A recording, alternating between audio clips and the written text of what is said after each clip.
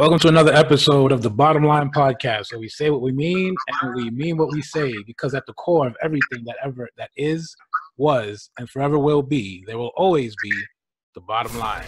Today I have with me one of Brooklyn's top real estate agents with Compass. He's an associate broker focusing on selling and doing business all over Brooklyn. He has about, I'd say, a long history of selling real estate in Brooklyn, and he's one of the pioneers of real estate sales during when gentrification actually started taking off in Brooklyn, right around the time Barclays Center started to get developed. My guest today has not only a lot of experience with real estate sales, but he also has a lot of experience with negotiating in favor of his sellers, in favor of the neighborhoods, the appraisal values, dealing with appraisal values and property in the Black community specifically, and negotiating on their behalf to make sure that that all angles of the deal are being looked at instead of overlooked, right? My guest today has focused on selling properties in Park Slope, Midwood, Kensington, Prospect Heights, Crown Heights, Bed-Stuy, Clinton Hill, Fort Greene, Borough Park, Sunset Park, Bushwick, and Williamsburg, okay? And he's also a native New Yorker, so he has his fingers on the pulse of the city at all times, right? So this is somebody that's not just selling real estate for the looks of it. This is somebody who's also very involved in his community. I'd like to welcome my guest today, Mr. Hakim Edwards, to the Bottom Line Podcast. Hakim, how you doing today? Hey, thanks a lot for that lovely introduction. It's kind of making... Yeah. Well, mission accomplished, man. Mission accomplished. Those are your stripes. Those are your stripes, right? Because you've earned every stripe. Real estate is not an easy game. It's not an easy. It's not an easy. I don't want to call it a job. It's not an easy endeavor. Every deal is like an endeavor, especially in Brooklyn, right? It's a career. It's a career. I look at it as a career. I treat it as such. Right. And, I look at every transaction as a future business. Right. Like the firm network, my future database.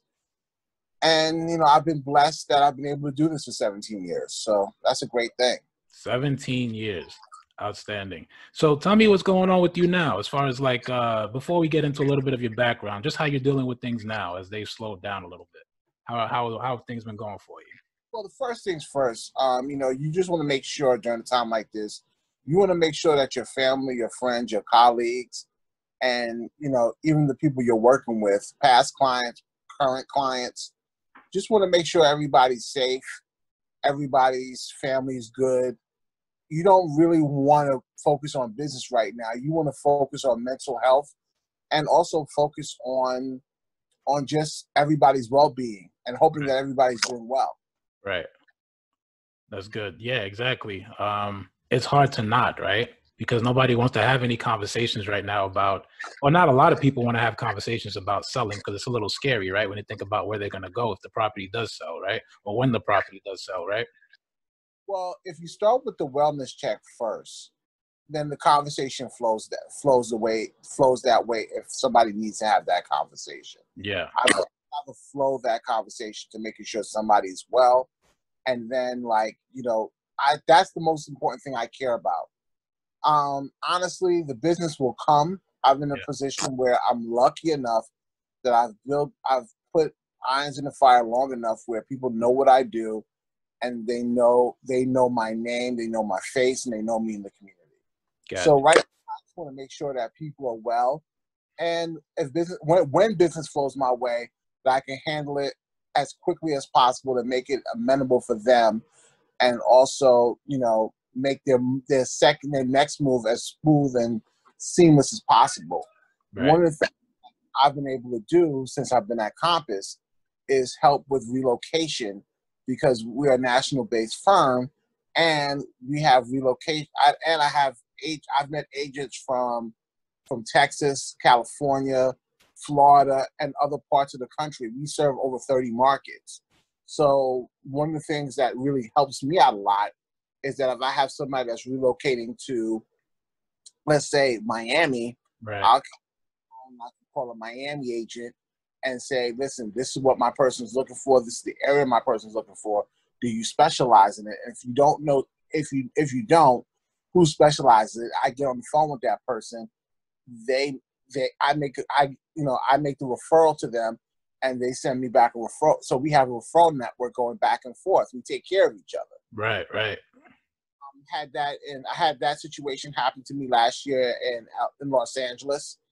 I had a couple looking in Baldwin Hills, and it wound up working out pretty well.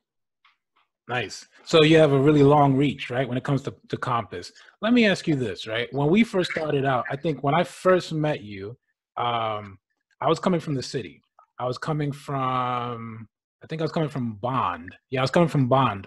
And I was working at Bond. I was renting apartments, and I was just starting to get my feet wet with talking to sales agents or for sales by owners, right? And I was transitioning from rentals to sales. This was early, maybe 2011, maybe, right?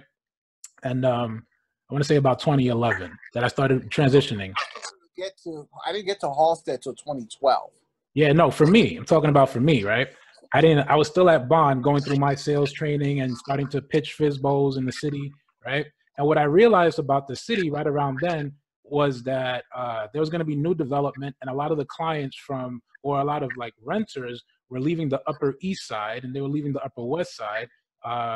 Some of them were also coming from Ludlow and the Lower East Side, and they were looking at apartments in Brooklyn. They wanted to look in Brooklyn. So I was living in Brooklyn at the time, and I knew about the development at the Brooklyn Navy Yard. And at the time, Barclays Center was just being spoken of, and it was still starting to break ground, right? So I realized that there was no MLS in Brooklyn. I mean, in the city, and I wanted access to Brooklyn because I was going over there anyways to show some apartments to some Manhattan residents, right? And then I came across Halstead, and when I came across Halstead, the Halstead that was right around on Atlantic Avenue, it was right around where Barclays Center was going to be built. Now, I remember joining that office, and I remember seeing you, right around 2012. And I remember seeing you go in and out of the office. You rarely sat down. You were always like on the move or something. You probably got on the phone once or twice. You probably like chopped it up a little bit with people, and then you were out of the office again. And maybe once or twice you and I spoke briefly, but I always saw you coming in and out of the office. You were really busy. And I asked around. I was like, who's he? What does he do? Like, is he a rental guy? Is he a sales guy? What does he do? Oh, that's Hakim. That's what whoever I asked about you would just say, that's Hakim. They never put you in a box. They never said what you focused on specifically. They were just like, that's Hakim, right? And so that's when I really first laid eyes on you, and I saw how you just moved. You were always in and out. You were always very active. Now, my question to you, right? Me being from Brooklyn, me being, coming out of Brooklyn and going into the city and decided to get my bearings in the city, what motivated you to get into real estate in Brooklyn back then? It was funny. One of my friends that I knew from another friend, he started in real estate like maybe about a year or two before I did. Okay. And one of the things we started talking about, because I thought about going to the city at first when I first started, and one of the things he told me was, you probably should go to Fort Greene. Fort Greene is about to pop, and that's where you should work. So I remember around 2000, it was 2003, and I interviewed with Corcoran, and I interviewed with a few brokerages along Fulton Street, and I wound up working. Corcoran at that time told me, we need you to get more experience under your belt, so come back to us after a year or two. That's what I was told. Okay. And it's kind of funny. The same manager who told me that now runs the Fort Greene office in Corcoran and also runs the Bed-Stuy office in Corcoran. So that was cool. Then I went across the street to Eva Daniels, which is now the Douglas Elliman office, and I worked there for about 4 or 5 months. It was a different environment, and I think that she was really old school. The whole thought process with her was, you do rentals first, Then I may let you graduate to co-op and condo sales. Yeah. In 9 months. And then maybe after a year or two, I'll let you sell houses. Right. I let you was the most common thing I would hear too. I'll let you if. Yeah. The funny thing was I was there and I was knocking out rentals at a pretty decent clip, but it came to the point where her attitude was I was an employee and not an independent contractor. There it is. Yeah. I think I was young, I was hungry, and I was aggressive. Yep. If you told me to do something once, I'm going to do it before anybody else does it. I'm going to find my angle to do it before anybody else does it. Right. Do it quickly as possible to make money, because this is what we do. Initiative. You took the initiative. Yeah. So one of the things that I was told was that nobody picks up, as a new agent, they told the office manager told me that nobody picks up the voicemails at night. Right. He's picking up voicemails at night. Right. So the the thirsty and smart young broker that wanted to make money, best believe when 12:05 rang every night. Yeah. Those voicemails were scraped for like about a month. And then a lot of brokers were upset that those voicemails were scraped, and I started kicking their behinds over these rentals. Get out. So what were you getting messages and you were just calling them back? Is that what you were doing? Yeah, I was calling them back in the morning. But other people were not calling them back? They were just letting the voicemail sit? Was that what's happening? I wasn't even waiting for them to do that. I was like, yeah, I ain't checking these voicemail messages. Best believe I'm going to check them. Yeah, Listen, these right. fools, there was a lot of butt hurt that first month. Yeah. I got some of those. But let me hear yours. I want to hear yours. So basically, I had one agent that would get mad, that got mad and saying that my client. Yeah. Come to find out, she never met the person, never talked to the person. Yeah. She had like one phone interaction with them from an ad that she placed. Yeah. There, looking at it now, I understand her point and her contention. Right. But I think that the way this business has gone is that you really have to engage your clients. You eat what you kill.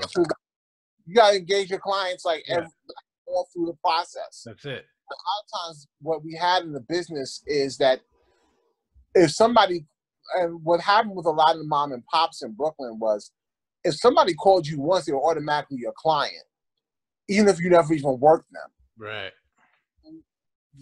That was the lane that a lot of the Manhattan firms saw to get in with.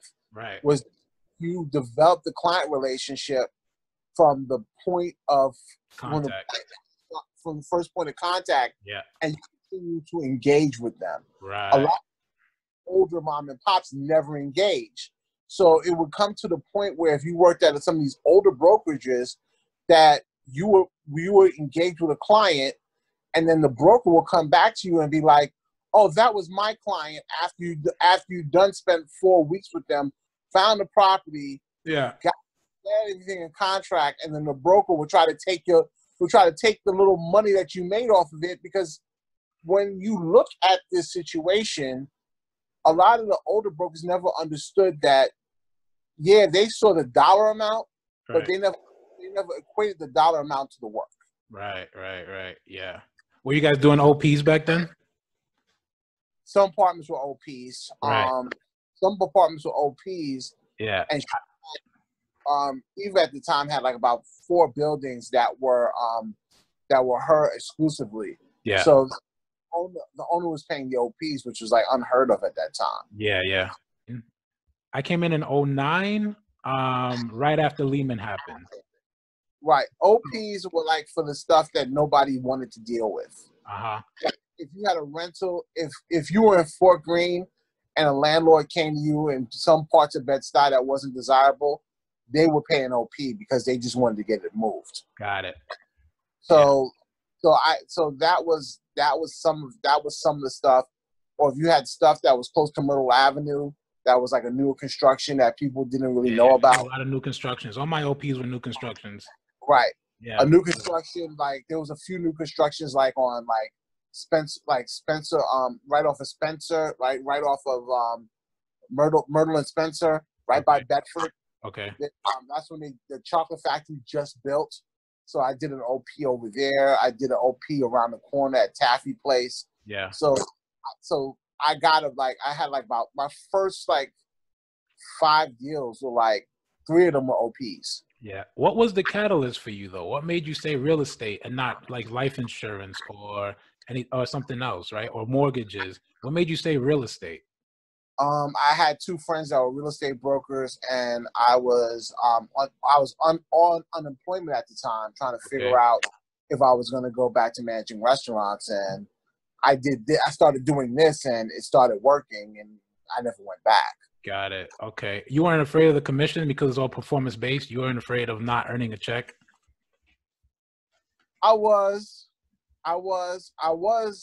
had the unemployment back. I had the unemployment backup at the time, and then what happened was when the unemployment ran out, then you saw how scared I really got. Yeah. So you back to the wall and it's time to grind, right? So get in those voicemails, right? Yeah.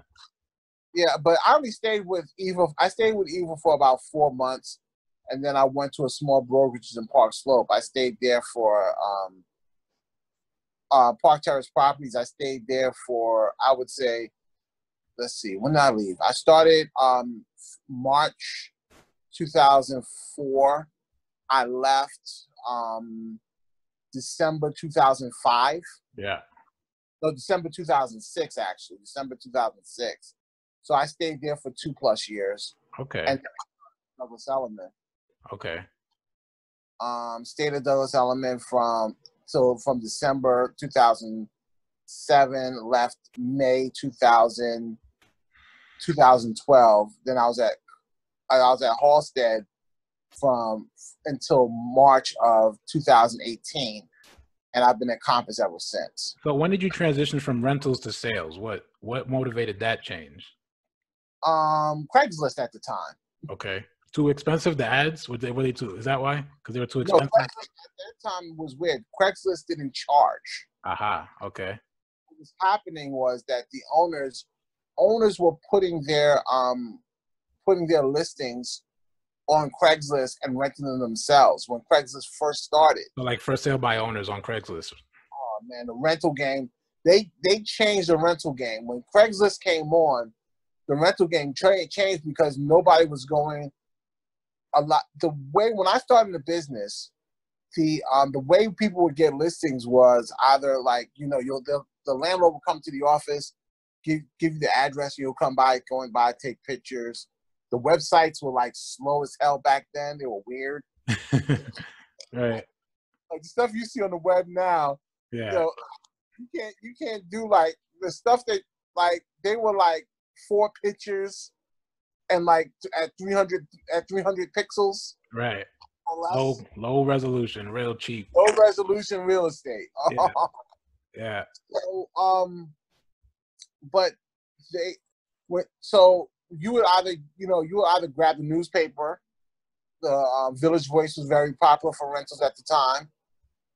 Daily News, maybe the classifieds. The Post and the Times, right? Yeah, I remember. Classifieds, the Post and the Times.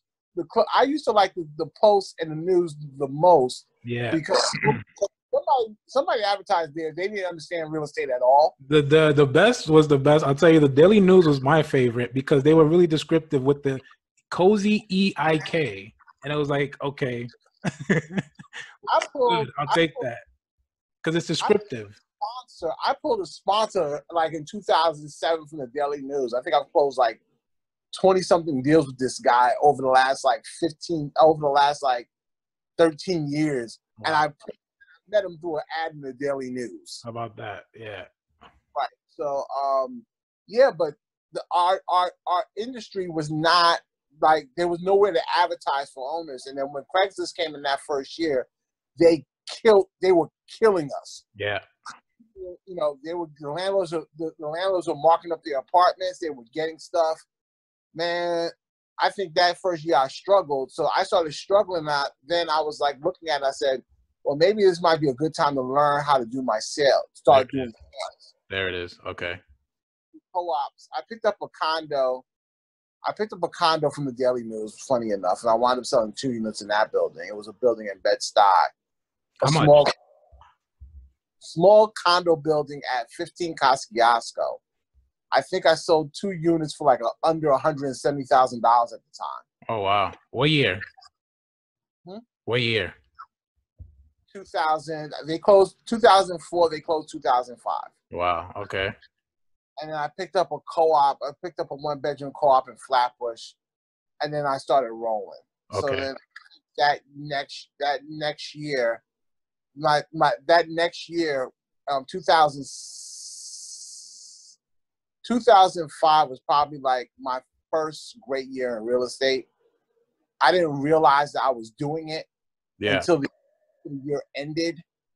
And weirdly enough, I had agents that were in the game for like 10 years already. And when I went to the award ceremony that night, I found out I was a top broker at that brokerage at that time. Nice. 05, where are you? Park Terrace Properties. Okay, got it. It used to be on 16th Street and 7th Avenue. It was like a now there's like a hairdresser over there now. Okay. I did like around $90,000. I think my highest price point at that point was like, I think I sold a house in the South Slope for like on the South Slope Gowanus border. I sold a house for like $500,000. That was like a lot different back then. What are you talking? What year is that? 05? 05, yeah. A lot different back then.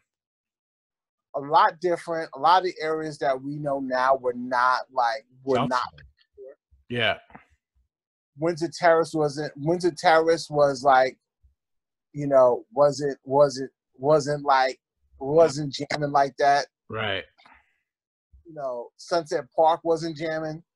Yeah, you get pulled out of your car. South Slope, you can get pulled out of your car. Sunset Park, you can get pulled out of your car at a stoplight. Yeah, I don't think it was back then that bad. Oh, what? It was 2004, 2003. They were coming around the corner, but this wasn't the early 90s.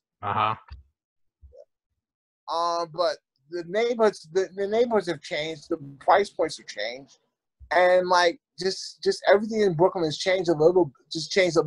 Changed just enough. Mm-hmm. Yeah. So you've seen a lot of changes. When I started out, the same reasons that you transitioned from rentals to sales is pretty much the same reason. I always got into real estate just to get into sales. I didn't know anything about rentals, but everywhere I went, I first started out at Manhattan. No, I started out at Platinum Properties on 30 Wall Street, and it was all high end, all new construction, but all open listings, no exclusives, right? So these guys were charging us. First thing they did, they trained us up really well, right? So I love their training, but they charged us $6 per ad for Craigslist, and they credited it to us. They credited us $6 per ad.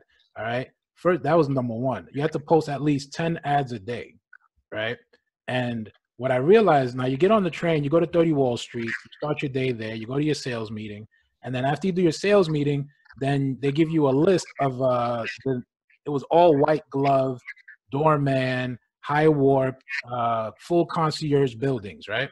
And they give you a list of all the buildings that you're going to visit for the day, and they broke it down into territories. So I spent a lot of my time on when the West Side was being developed. So you're talking about Hell's Kitchen into Columbus Circle. I spent a lot of my time around there, right? And all I'm doing for a majority of the day, 4 hours out of the day, is taking pictures. They taught us how to take pictures with a Canon camera, the angles, everything, right? So a majority of my day, 4 hours a day, I'm taking pictures. The other 4 hours of the day, I'm headed back down to the office and I'm posting ads on Craigslist, right? Now, mind you, you have to post at least 10 ads a day, all right? At $6, that's $60 a day you're spending on ads, and you're being credited. So by the time your phone rings, which it doesn't, my phone never rang when I was there, and I was there for probably 3 months, okay? It rang probably twice, okay? And that's just off of Craigslist, right? When I realized how much money I was being charged, I had to leave and I went to walk-ups. I went to walk-ups at Manhattan Apartments. You want to talk about Craigslist?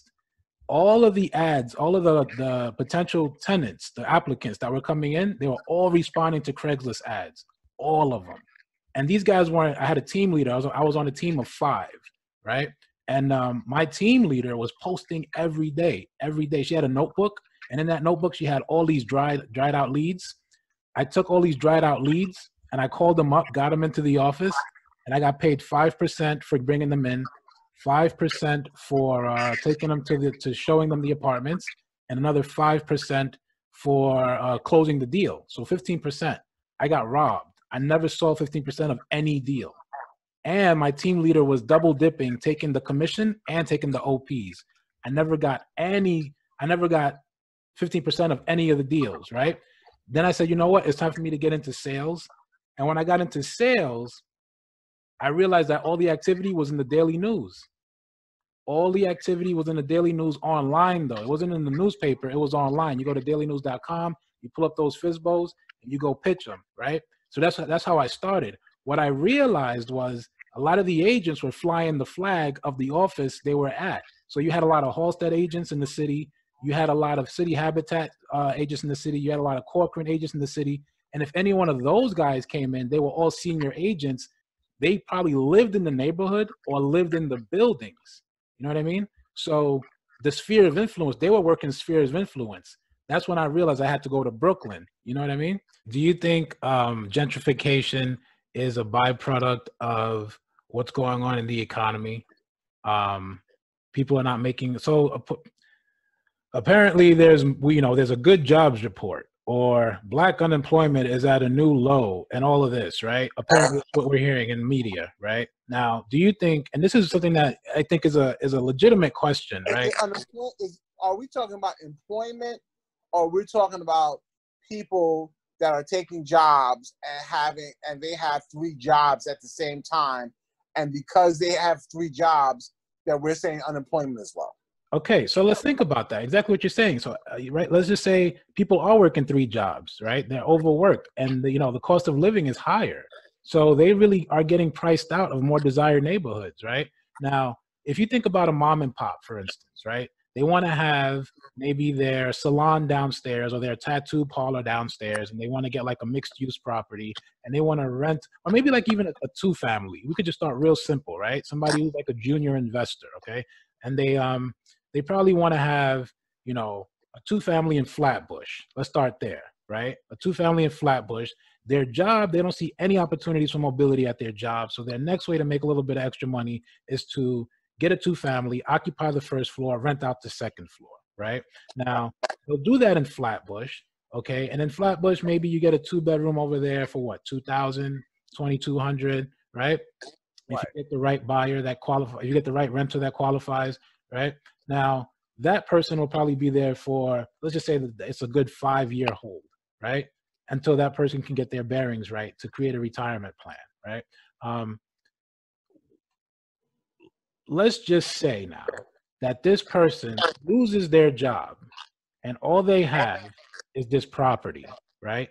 Do you think that is probably one of the reasons why areas are being gentrified? Because there's less stability in those neighborhoods and there's less income security in those neighborhoods.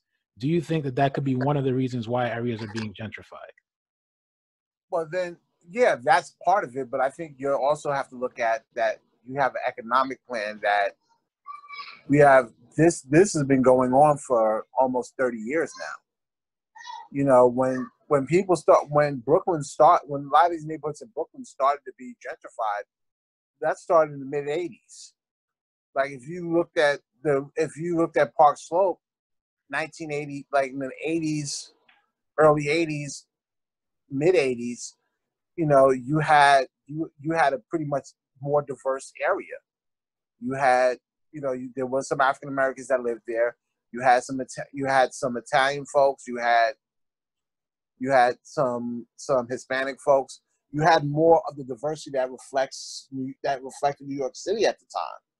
And for whatever reasons, and we could get into whatever socioeconomic reason we want to go into, the neighborhoods change. Like a lot of our neighborhoods change. Like Prospect Heights, very African American, about 30 years ago. And then people just started looking and seeing what their properties were worth, and they were able to sell it, and became more popular because Manhattan became so expensive. So I think that what we're looking at is the exodus from Manhattan, and that changed Brooklyn. That changed Brooklyn for real. Right. I think when it became like checkmate for a lot of us, and when a lot of us turned around and looked, and we saw Barclays Center, we were like, even it was happening all along, but I think a lot of us saw Barclays Center, and when Barclays Center happened, that's when you started noticing Bed-Stuy was like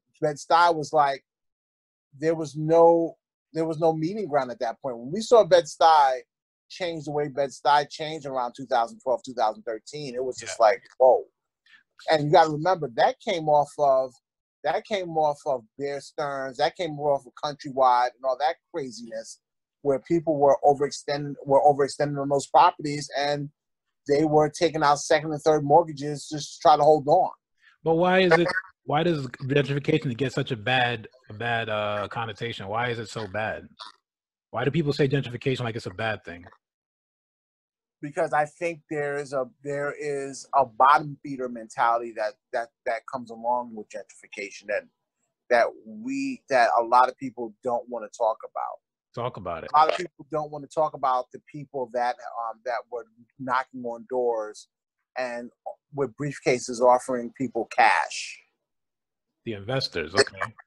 So you have the investors out there that did, some investors that did that, or the people that were or some of the defraud that's been going on lately. So there's areas of gentrification where there is an element that's not the most upfront, or I would say there's an area of corruptness that goes on with it, that makes it uncomfortable for some people, and the reality is that everybody's not getting that value. Okay. Everybody's getting the value for their property, so they're seeing their property taken away from them and then sold at a markup. Yeah. Well, let me ask you this, right? Because I work with investors, right? And when I get a property, I work with investors too. I'm not saying all investors.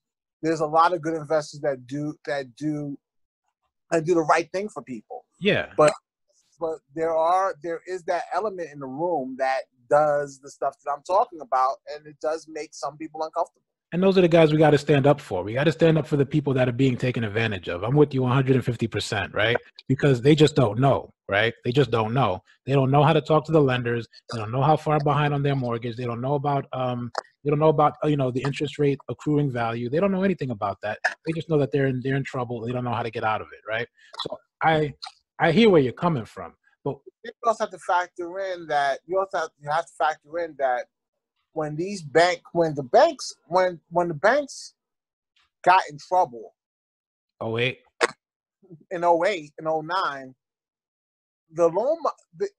we could honestly say that a lot more loan mods could have been done. Okay, so let's talk about that, because that's one of the conversations I have with sellers a lot, right? Did you actually apply for a loan modification? The approval process is rigorous, number one. Number two, it's never really in their favor because their income situation doesn't really change.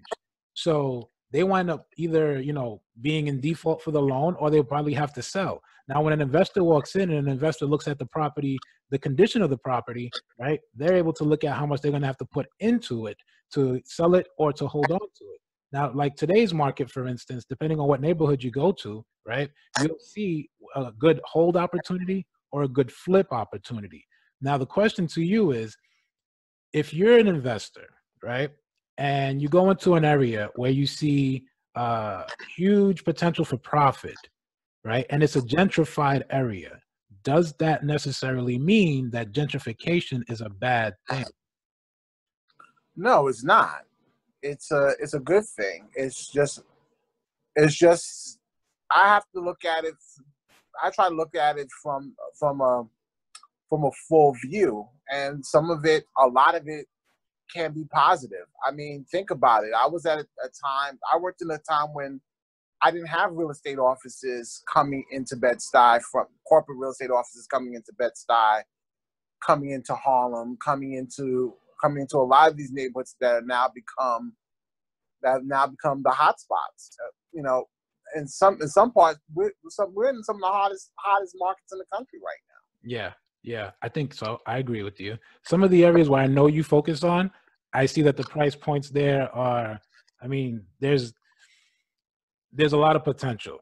There's a lot of potential. So like Crown Heights, Bushwick, Flatbush is coming up now, depending on where you are in Flatbush. Crown Heights, Bushwick, Williamsburg, right? Williamsburg is doing well. I think you get a lot of potential there. I think Williamsburg has done well for a long time now. I think that's That's a lot of the areas where you focus, and there's a lot of the areas where people say those are gentrified. If you're talking to the homeowners, now you and I, who are in the game, will say those they've been doing well for a long time. And if you're talking to a homeowner who's a community activist, right, somebody who's a part of a neighborhood association, they'll say that this is a gentrified area and it's not right.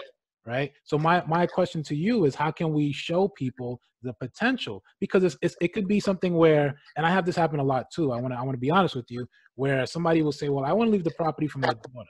Right. And then I'll say something like, well, your daughter doesn't want to handle all this maintenance. They don't want to handle it. They want a condo. Right. But then the daughter will probably come back if she's really interested, and she'll say something like, no, I do want to do it. I want to renovate, and I want to rent it out, and I want to earn an income, and I want to move to Atlanta. And I want this place to pay for my lifestyle in Atlanta.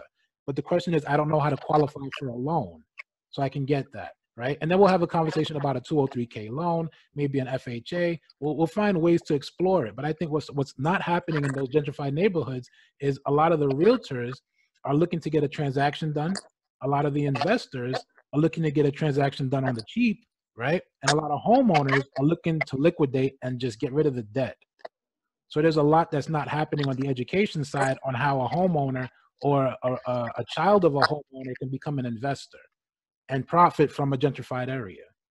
Well, I think that becomes the relationship. You know, you have to, as a realtor, you have to figure out how long a relationship do you want with that person that you're dealing with. Do you really want the relation? Do you want a 1 year? Do you want a 6 month relationship where you just cash a check?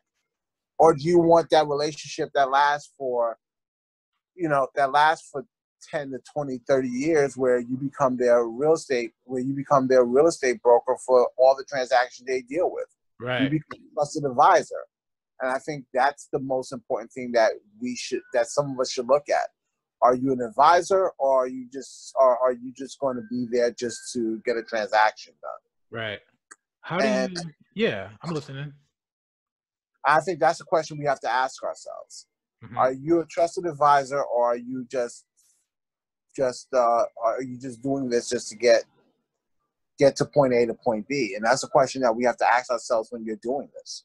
How do you sell a property in a gentrified area for fair market value? How do you explain that to a homeowner? 9 times out of 10, when I'm pitching properties in areas that are gentrified, I normally have the advantage of being referred. Thank God for that. You said it. And then I also look at it, and I give them all the options of what they can do. One of the things that benefited value that I had at my disposal while I was at Compass was having Compass Concierge, where I can show you that doing $15,000 to $20,000 worth of work on your property will benefit you in the long run and maximize your value. You know, I could take $20,000 and I could take $15,000 to $20,000 and, you know, do a paint job, do minor repairs, landscape, that sort of thing, and add the value to your property.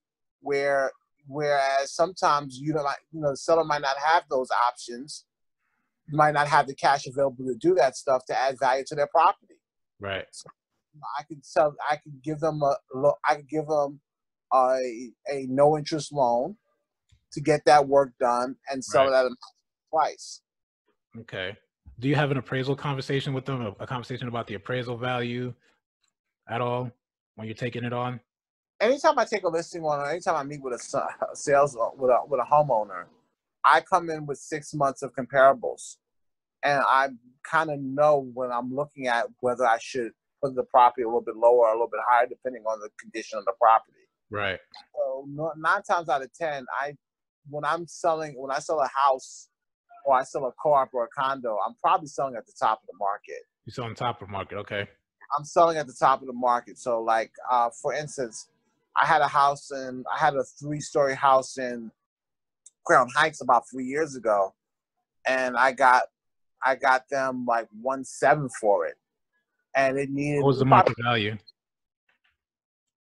I think somebody else would probably sold it for 1.5. Gotcha. I'm like about $200,000 more. Nice. I had another house in Flatbush that I sold on the border of Prospect Lefferts that I was the third realtor on it. Mm-hmm. They started selling the house I sold the house at the end of 2000, at the middle of 2018. They were on the market since the end of 2016. They started at around $1 million. It didn't move. I wound up selling it for 1.4. Wow. Do you think it was a timing issue, or it was just bad pricing, bad marketing, bad advertising? A little bit of, I think, all three. I mean, Okay. if you compare the pictures, it's not always the right time to sell, right? I think a lot of times it's the pictures and how people sell and how people do. A lot of brokers don't co-broke 50-50. All right. That has a lot to do with it. Yeah. Right. If you're paying, if you have a 5 or 6% commission and only want to pay me 1% to show, I'm not showing. Well, let's talk about it, right? So we got two things we run into here, and we kind of touched on it last time. That commission, man. So like, sometimes it could be the timing, but if you're telling me you're selling properties for $200,000 above market value, it's not a timing issue, obviously. It could be it was in the wrong hands, right? And maybe somebody just didn't know how to position that property. Maybe somebody didn't know how to get the right buyer for that property. And they don't know how to have the conversation to command their commission pretty much when they want to sell it, right? So what are you seeing right now, or before pre-COVID, right? In the neighborhoods where you're focused, what are you seeing deals are trading for on the realtor side for the commission? I generally tend to get 6%. You don't go less than 6%. Some very, very rarely. Okay. Now, how do you just take, if somebody says, no, I'm going to give you 4%, I'm going to give you 3%. Do you not take the listing? Yes. Yes, you take the listing, or yes, you don't take the listing? You won't take it. At the end of the day, what I try to say is, how many people do you want to see your home? Okay. The whole idea of taking less than 6%, it really, like, you're really punishing yourself. Right. Because at the end of the day, if you take less than 6%, you'll have brokers calling you asking for 3% because they know they can, especially if the market is slow. So do you want to pay yourself 1%? What's your time worth? Right. Now, what about the owner who says they can't afford 6%? Well, the owner has to realize that their properties if they believe their property's worth the value that they want out of it, then they should factor that cost in. Mm-hmm. That's a factor cost assessment. Right. So if I want $600,000, for my property, and my property's worth, let's say, the property's worth $650, and you want $600 in your pocket, there's enough room for you to get 6% to pay somebody 6%. You tie it into the listing price, and have $14,000 left over in your pocket. So you tie it into the listing price. Right. Now, if you don't tie it into the listing price and it's above your listing price, then maybe your property's overpriced. There it is. Yeah. So what do you give advice to, what kind of advice do you give to new agents that are starting out who would they just grabbing listings and they're messing it up for everybody else who, was commanding 6% like you, but then a new agent walks in and says, I'll do it for 3, I'll do it for 4. Well, good luck to see how they co-broke it. Will you not do a deal with them? As a buyer's agent? Yeah. To take 1%. I mean, it depends on my seller and the relationship I have with the buyer. Okay. If the buyer really wants that property, then I'm doing the deal. If the buyer wants a property, but to be honest with you, if I can show them 3 other properties that's paying that higher commission, guess what I'm doing? I'm showing those other 3 properties. Yeah. Do you ever get your buyer to pay you a commission? Do you advise against that? I tried that at the beginning of my career, and I had a seller. I had a buyer's attorney turn it down, and I didn't get paid. Yeah. So do you advise against it? Yes, I advise against it because any good buyer attorney would not permit it. Yeah. Yeah. I hear that too. I hear a lot of people saying, oh no, just collect it on the buyer side, get your buyer to cover the other 2%. And I'm like, that's not going to fly. It's not going to work. Yeah. If you have a buyer's attorney that's worth his weight in gold, then they're never going to sign off on it. Yeah. And that buyer that you do that to, by the way, is probably not going to work with you when they want to sell the house. Right. Right. It's all about relationships. This is a relationship business. Right. Talk to me about your team now. Are you doing this all by yourself or do you have a team? Sorry about that. I have 4 agents that's working with me right now. They help me with showings. They also do rentals. Yep. And they do different business. Okay. Does that help you do more business having a team? Yeah, sometimes it does. Sometimes it's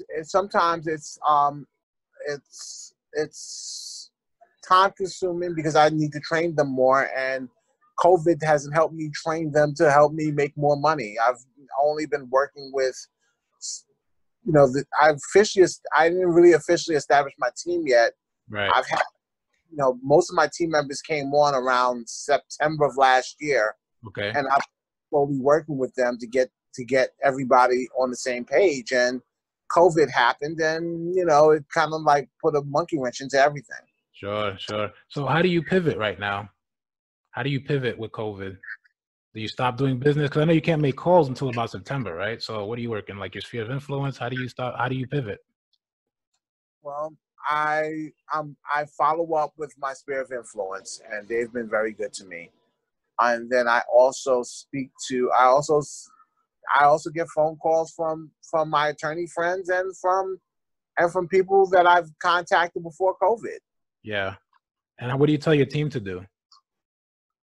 Pretty much the same thing. Pretty much, talk to the investors that they know, speak to homeowners, speak to everybody, and just make sure everybody's well. And take it away from business. Business is the last thing you need to worry about right now. You probably get further right now for making that phone call to see how somebody's mental health is, and they remember you for making that phone call 3 or 4 months down the road. Got you. That you cared enough to check in on them. Got you. So 17 years in the game, you've seen a lot, Hakim. You must have seen a lot. You must have seen a lot of changes. You probably have a lot to offer, especially the guys on your team, tips and tricks that you probably won't even share with common people, little things that you just keep close to the vest, right? What would you say is your bottom line when it comes to real estate? Something that, has been continued to repeat itself over and over. It's a common denominator for you. And no matter how long you've been in the game, you continue to see it. It continues to be your truth. What is that? Do the right thing by people. That's the best thing I can tell people to do. Give the best advice you possibly can give, and treat people like how you want them to be treated, how you want to be treated. It always comes back to you. It always comes back to you threefold. Mm-hmm. And I've been lucky enough. I've had clients that I've worked with probably since 2005 that still give me business. Right. So it's mostly referral based, like you said, right? This is a referral based business. I mean, Yeah. if you don't, you have to get to a point where people will refer you as their first, second, and third choices. Love it. Get to that blessing, then you're good. Then you're good. You got it. And you work every day to bring new people into your direction and into your sphere. Got it. Got it. That's the bottom line. That's Hakim's bottom line. This was the bottom line with Jean-Jacques Denis. Hakim Edwards with Compass. He is out in Brooklyn, trading deals left and right. Saying what? New York State. I'll do. Huh? I said New York State. Brooklyn. I've done a few Westchester, so I'll do it if it makes sense. New York City, Brooklyn. You won't go to Westchester? I've done Westchester. There's deals in Westchester. Come on. I've done it. White Plains is making moves. White Plains is looking good right now. I sold a condo and I sold this dope loft in New Rochelle. Yeah. I would probably sold for like about 1.5. Wow. Okay. In New Rochelle, that's nice. Yeah. Yeah, that's nice. This was the bottom line with Hakim Edwards. What we say what we mean, and we mean what we say. Because at the core of everything that is, was, and forever will be, there will always be the bottom line. All right. Thanks a lot, man. Yeah, thank you.